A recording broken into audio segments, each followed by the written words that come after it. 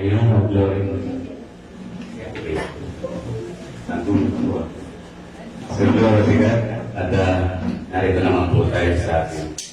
Salamat kay God at dinala naman po sa pagyapak natin dito sa kanyang new panambahan.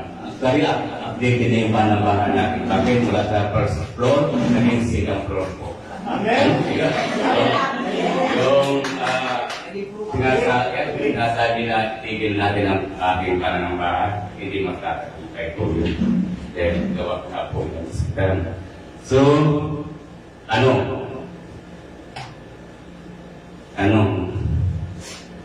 ba ang nagiging malubhang kasakitan natin? Mula nung tayo ay isinilang. Ito pa, ang kasalanan, ang pinaka malubhang karamdaman po natin. So, tayo magkakaroon ng dakilang kagalingan? Yes, kagaya po. Nung hinanap ko ang kagalingan mula kay God, tinawag niya, pinakinggan ko ang kanyang pagtawag. Napakaganda nito kasi under legal ako. Tandaan po natin, ang pinakaunang himala ni God na ginawa ay ang anak. Ano yung anak ay ginawa yung ni God para sa usang pagkakaibigan, pagkakaisa. Hindi sa ating gagawa tayo ng kasamaan. So, kaya nga ang anak ay isang ulit ng gamot sa ating katawan. So, nakalap tayo dahil under legal tayo. Hindi ginamit ni God, hindi nagamit sila na patuloy maging malayo sa Kanya. So, ginamit ko ni God na pakinggan ko ang Kanyang pagtawag sa ano mo na pera na tawag ko, na patutoo. Kaya sabi niya ng isang pastor, si Pastor Ed Nabis, huwag kayong mag-preach kung ang pinipreach niyo ay against sa ginagawa ninyo. Contrary, pagiging contrary. Doon papasok ang pagiging hulaang propeta. Nakatabag sila kung gano'n. So, now, itong message na ito ay nangyayari sa akin. It is sila sa buhay ko. So, nagkaroon po ako ng kagalingan mula kay God. Nung pinakinggan ko ang pagtawag niya sa akin. At doon, tinaling ako sa isang panambahan akong sarili kong nananamba. Sa isang panambahan katoliko. Diyan papasok ang mensahe ni God. Kahit saan ka naroon, ang mga oras ito, ang mga ginagawa mo, kagaya ko, umiinom ng alak. Kagaya ko, sinapunta ko na riyan. Patuloy yung inom ko ng alak. Pero napakinggan nila, Kuya Bo, yan. Napakinggan ni Kuya Bo, yung nais ko, naganap ng panambahan. At doon, nagulat ako, ba't pinipili ako dito? Ini-invite ako, pumunta ng panambahan. Pinagalan na yung panambahan. Undas pa kung tanong, yung ba'y panambahan ninyo? Ay totoong panambahan? Sagot? Nasagot na. Ito nangyayari sa ating panambahan. Now, doon sa pagtanggap ko sa tinawag ako ni God, dahil gusto kong magkaroon ng kagalingan spiritual. Yung ginagawa pala, spiritual. Nandito ako ngayon. Natanggap ko ang kagalingan mula kay God. Kasi kung hindi ko natanggap ang kagalingan mula kay God, wala po ako dito. 100% wala po talaga ako dito. Kaya, kaya lang po ang pupuri, pasasalamat at pagdakila sa Kanya. So, now, salamat kay God at binigay niya po at tinawag niya po ako. At hindi niya tinignan yung ayaw. Dahil nga noon tayo ay naging kasakin ako noon, yun lang kayo wala kami ng binukong pamilya. Yun ang naging karamdaman ko, malala. Dahil nawasak kong pamilya, dahil nga sa ating gagagawa. Patuloy ko hinihingi ng kapatawaran niyo kay God.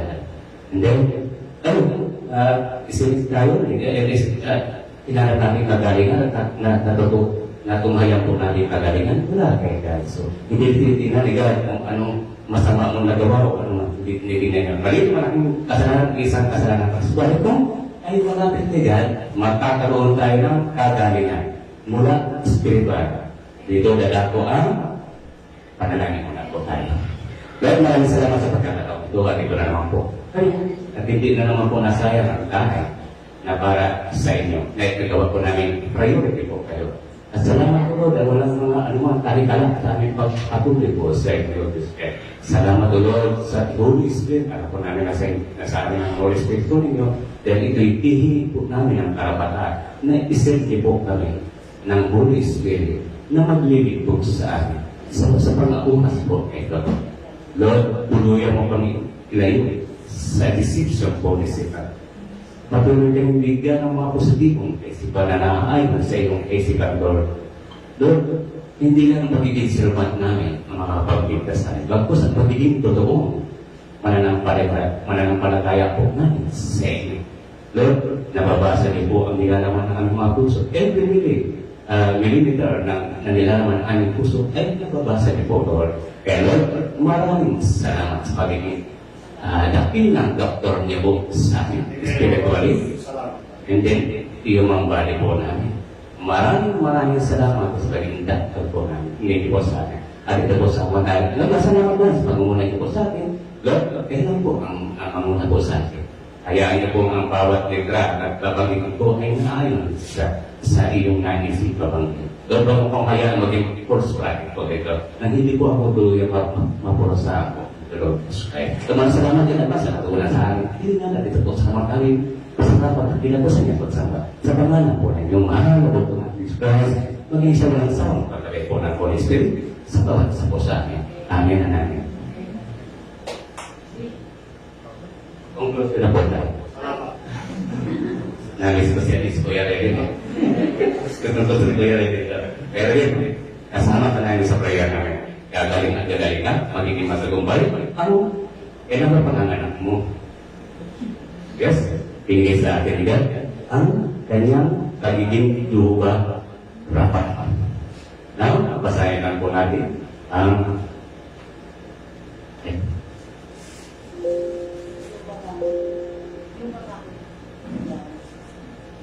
what is God? Means that God is Jehovah Rapha.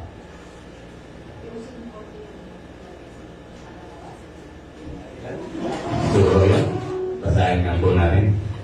Jehovah Rapha refers back to the Hebrew words used in the Old Testament, which can mean God who heals. Jehovah, which is delivered, derived from the Hebrew word Java. Abba can be translated as to be, access, or to become known. Absolutely. The Hebrew translate of Rapha or Rapha means to restore or to heal. Yes, thank you Lord God. And then, si Jehovah Rapha, kagalawin natin para masaya. Si Jehovah Rapha ay matuntun pabalik sa dalawang salitang Hebreo na ginagamit sa lumang tipan na maaari mga hulugan Diyos na nagpapagaling. Ang Jehovah na nagmula sa salitang Hebreo na Abba ay maaari isahin bilang maging magpiran o makilala at pagsasalit ng Hebreo ng Rapha o Rapha ay nangangahulugang ibalik o pagalingin. Kaya Lord God, sa pagkita sila manggagamot po sa amin, especially sa aming yuma, spiritually man po namin.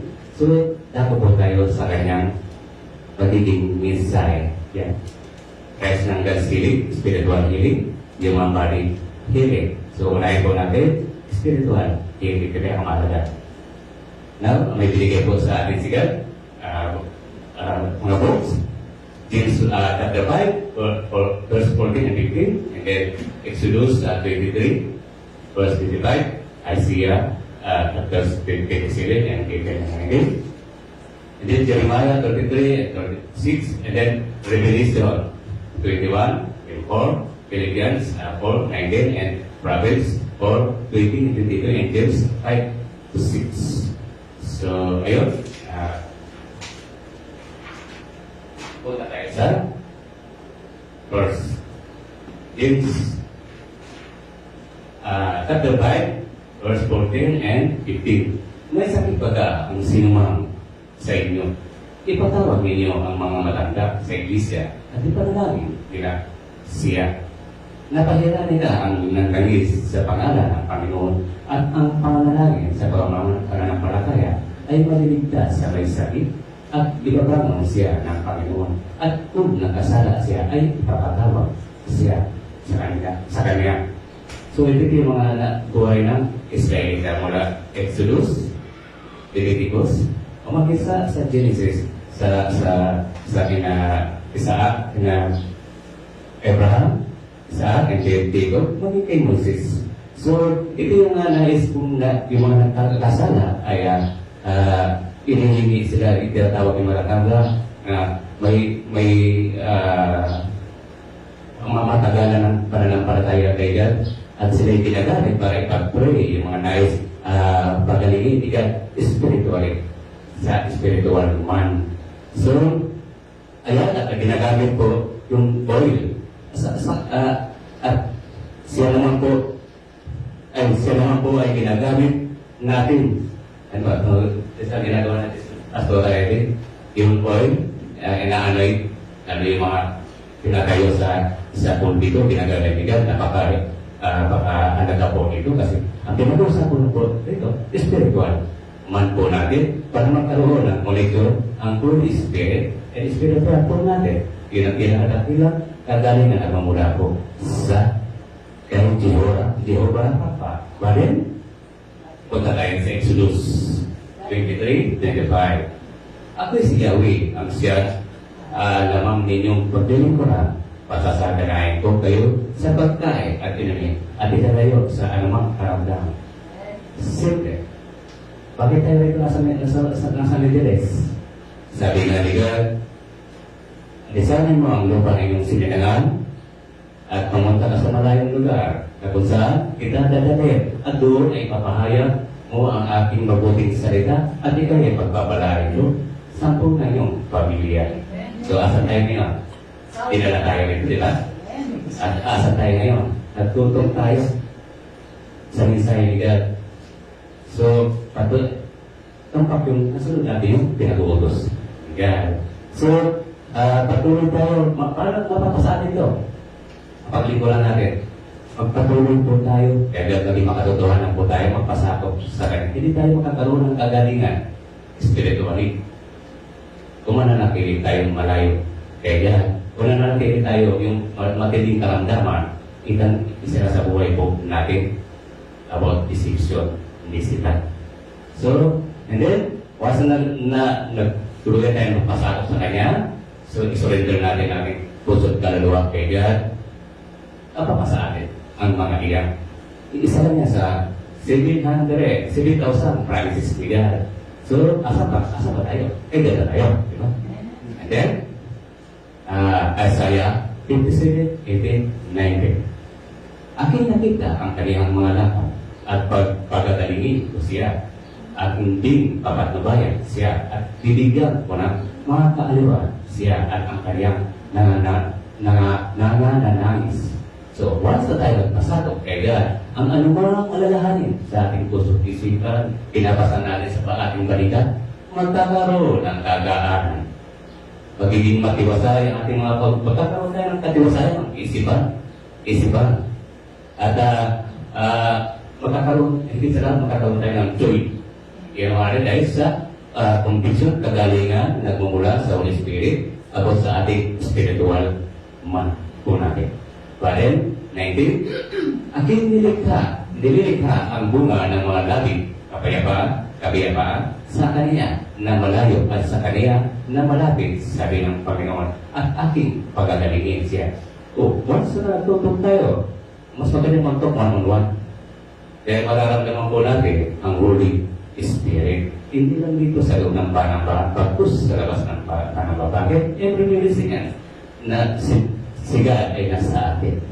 Hanggang sa tayo ay mawala. Hanggang sa tayo ay tuloy ang magkaroon ng kagalingan at tila ng isang gano'n ni God, kagalingan, mapunta tayo rin sa kaharian ni God. Iyon may isang kagalingan kung tayo magpapasakop ng totohanan kay God. So yun, at dako po tayo sa next. Jeremiah 23 verse 6.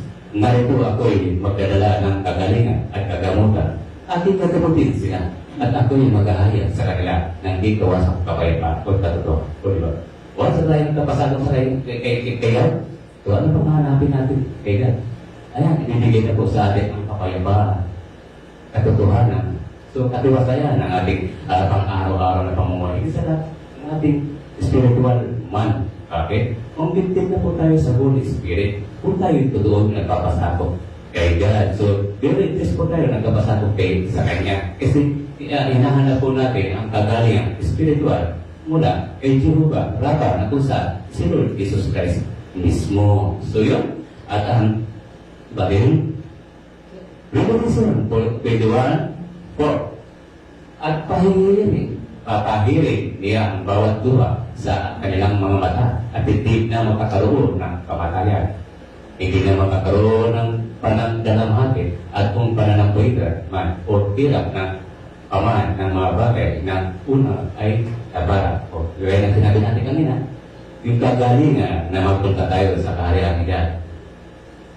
Pangako nga ni God once na kayo nagpasakop sa akin, binibigyan ko kayo ng room.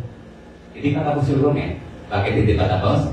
Hindi pa natin talagang kung totohanan tayo, magpapasakop kay God, pinanahanan na tayo ng Holy Spirit at mabubuo yung room natin sa kaharian niya. So, ibig sabihin, under process. Yes, tama? Under process yun. Now, once na pag sinabi ni God, ikaw yung malinis na. Lord, salamat, mayroon na ako. May sarili na ako, Lord. Bakit? Ang Diyos ang mahari na magsasabi sa akin. Ikaw yung magaling na. Ikaw yung pinatawad ko na, ikaw yung malinis na. So may karapatan ka lang, pumasok sa aking kaya. Iyon ang ating isip. Iyon ang ating itingo sa ating mga puso. Lord, patuloy na pagharian, Lord. Na sa gayon tuluyan akong mapasama sa iyong totoong kagalingan. Ay na kagalingan. Kasi dito na yung salvation. So, yan pinakadakilang gamot ni God, ang salvation. Bagaman, si Jehovah Rapha, ang tulad natin, mas mapitig naging gamot siya sa atin. Bakit? Ibinigay niya ang buhay niya sa atin. Siya mismo ang naging gamot at hindi siya nagpapagamot nagiging gamot. Siya mismo ang naging gamot practically sa atin. Abo sa atin, malalang karamdaman ang kasalanan. So, thanks to God, sa kagalingan, ibinabahagi sa atin. Unti-unti kagalingan. Di ba? Pag ikaw yung sa anak, di ba? Pag ikaw gustong masama na masama, mag-asala na mag-asala. Tinagpala lang yung mga alam, sigarilyo pala sigarilyo. But kung tayo magpagtisip ng totoong kagaling, patuloy na tayo, magpapasakot kay God. Isa buhay ang naisin ni God sa atin. Pagiging Diyos ni God sa atin, isa buhay po natin. So, dahil nga, sabi nga sa Matthew 6:33, na kinunay niyo ako, ibigay ko lahat ang pangangailangan niyo. So, asa na tayo? Kaya na tayo. O, diba? Napakasaya. Pare, Abiligan sa chapter 4, verse 8.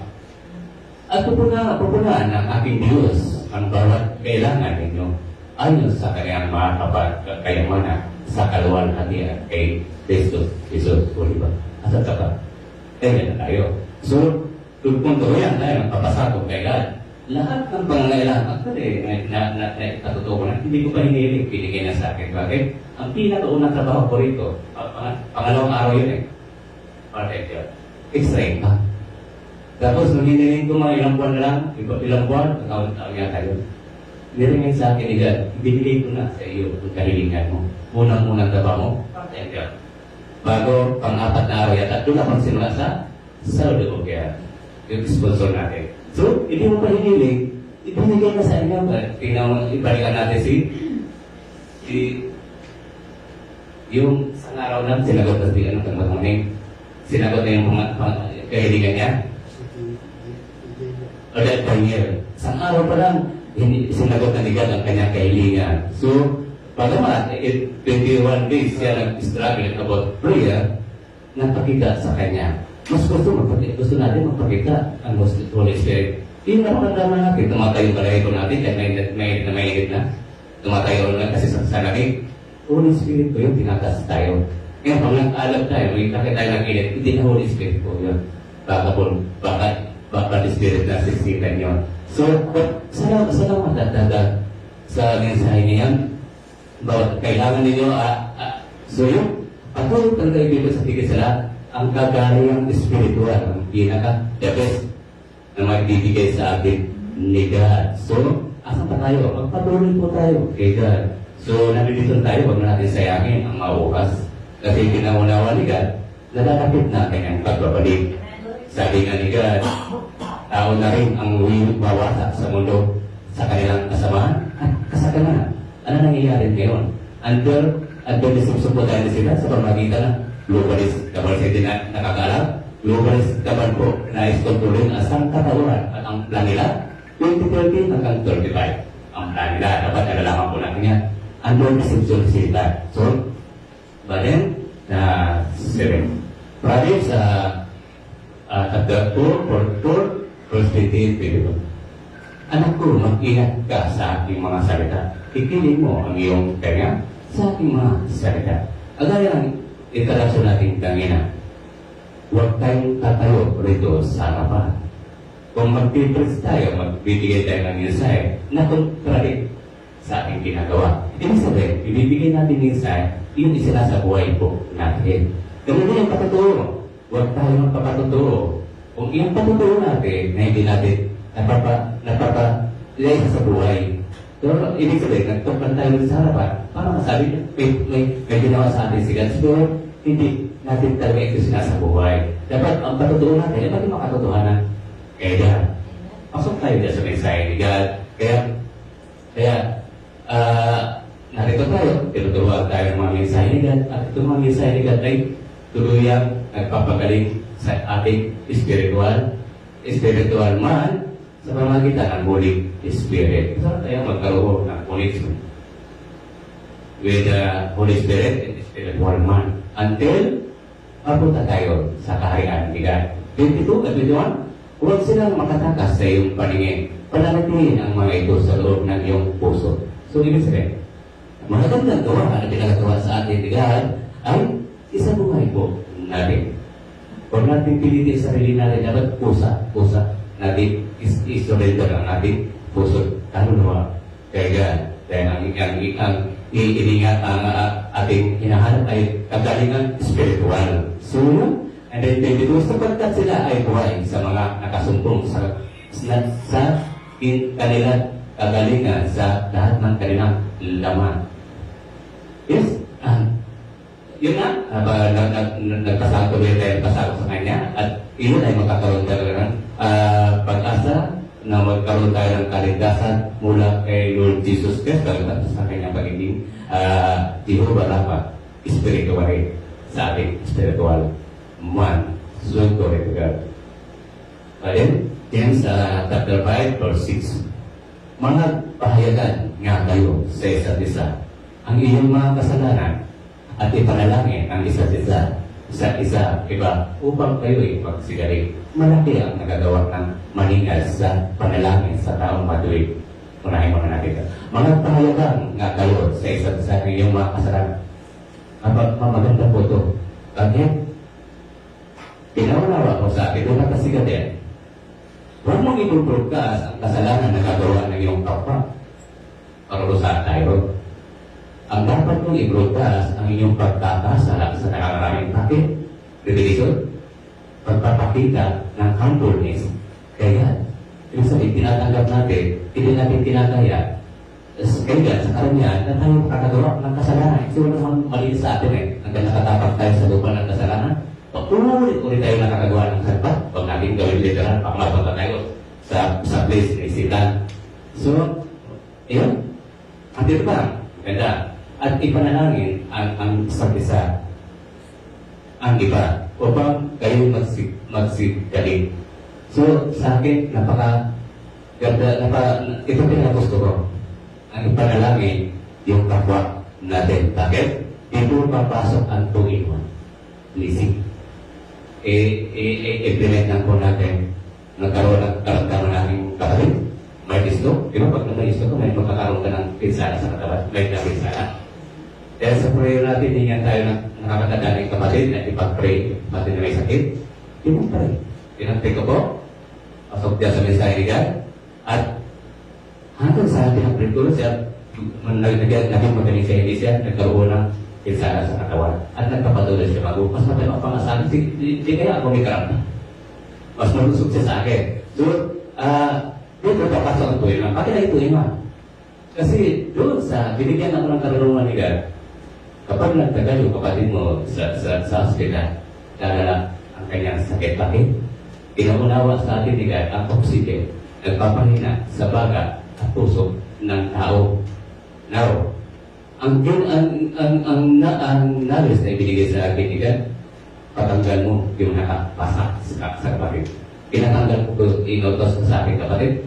Sabi niya sa doktor, tanggalin lahat yung mga nakakabit sa kapatid ko. Tapos tinanong ko muna yung kapatid ko, kumusta na, kaya mo ba sarili mo? Kaya naman niya. Ano mo yung kasabutan? So, tinatanggal. Tapos, sabi ko, 3 days pa lang nasa trial na ng egg. Pero nakabalaan. Yun yung kasabutan ng fake COVID. Fake yung COVID na yan. Ang totoong COVID, doon mismo sa vaccine. Dahil, bakit? Yung vaccine mo, ang ginagamit sa depopulism system. Sa hindi nakakalam. Yung vaccine mismo, ang ginagamit sa depopulism system ng globalist. Kabal. At millions na po ang namatay dahil sa gamot.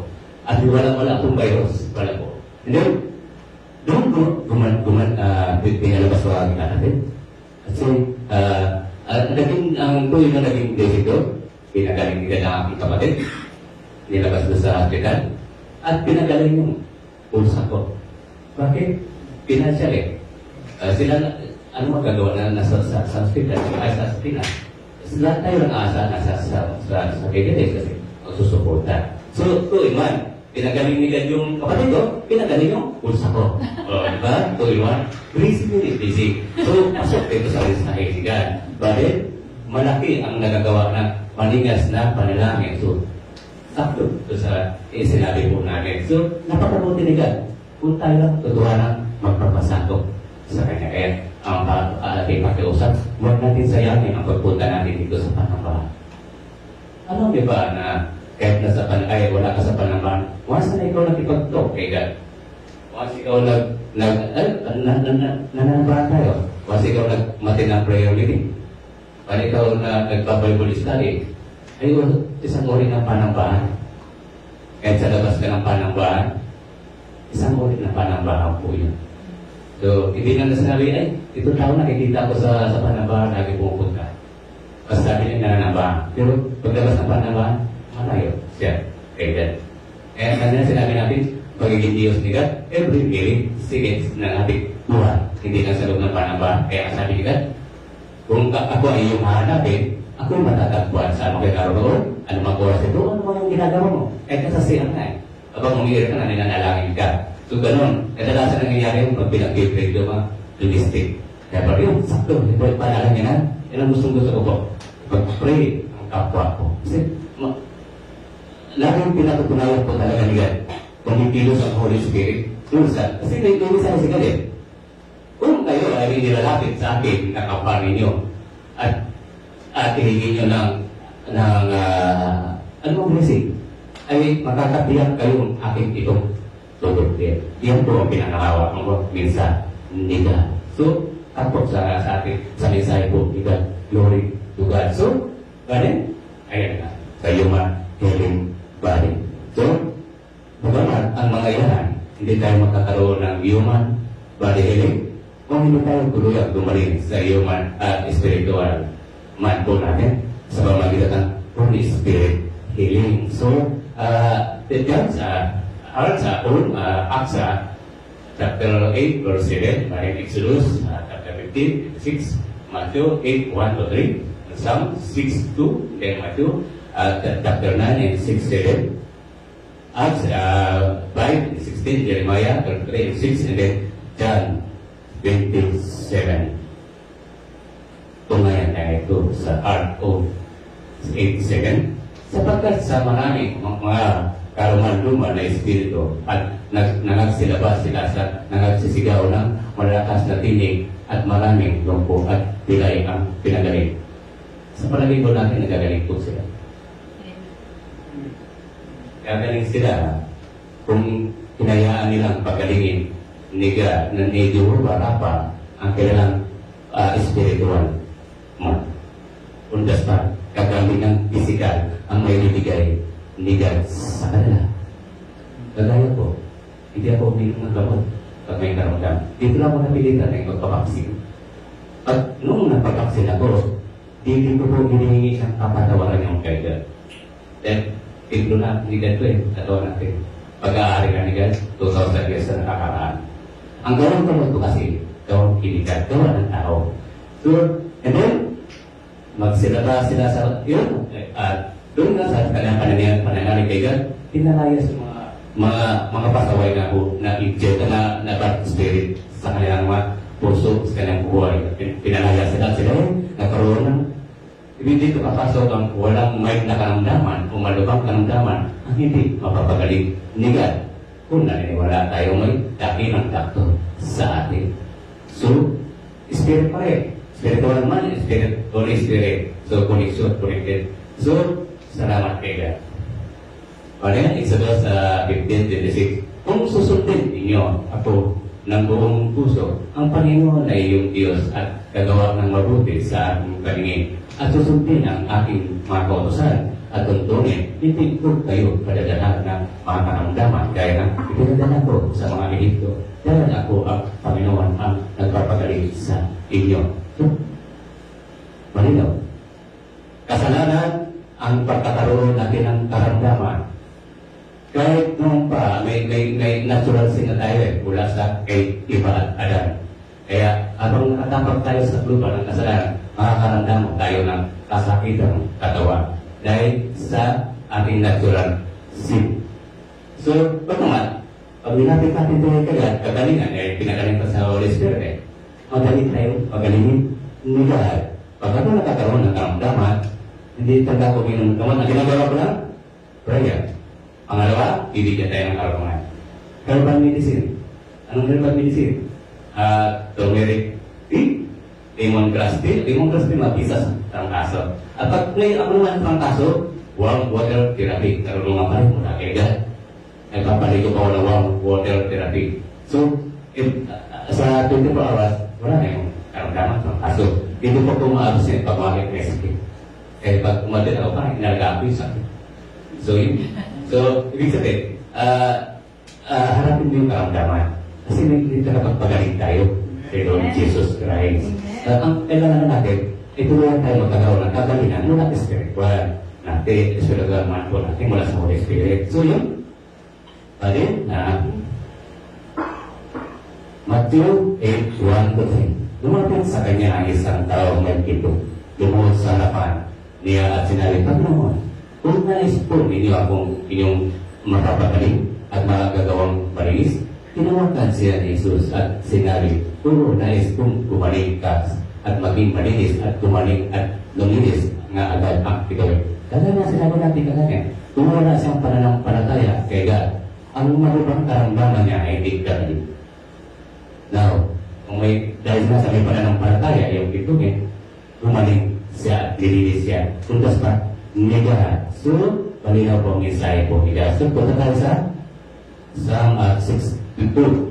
Maawa ka sa akin, O Panginoon, sapagkat ako'y kaluluoy, O Panginoon. Pagalingin mo ako sapagkat ang aking maluboto ay nagsisipag ng loob. So, una nilapit niya, spiritual man. Ibig sabihin, hinahanap niya yung kagalingan spiritually sa spiritual pa niya. Bago hinahanap niya ang kagalingan niya sa kanyang katawan.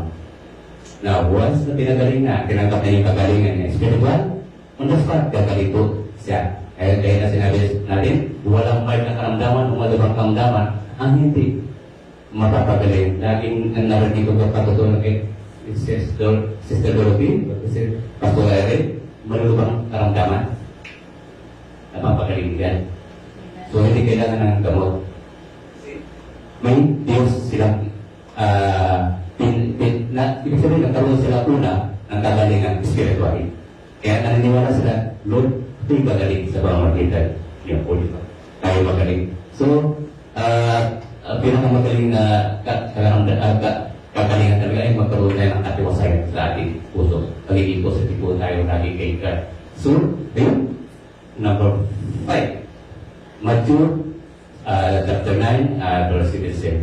Dapat upang maalaman ninyo na ang anak ng tao ay may kapamahalaan sa lupa ng magpatawad ng kasalanan. Sinabi nga niya sa grupo, magtindig ka, buhatin mo ang iyong higaan at umuwi ka sa inyong bahay at nagtindig siya at umuwi sa kanyang bahay. Pasalamat tayo, isinindig ng Diyos Amang Hari ang dakilan natin, manggagamot, spiritually, in ating katawang lupa.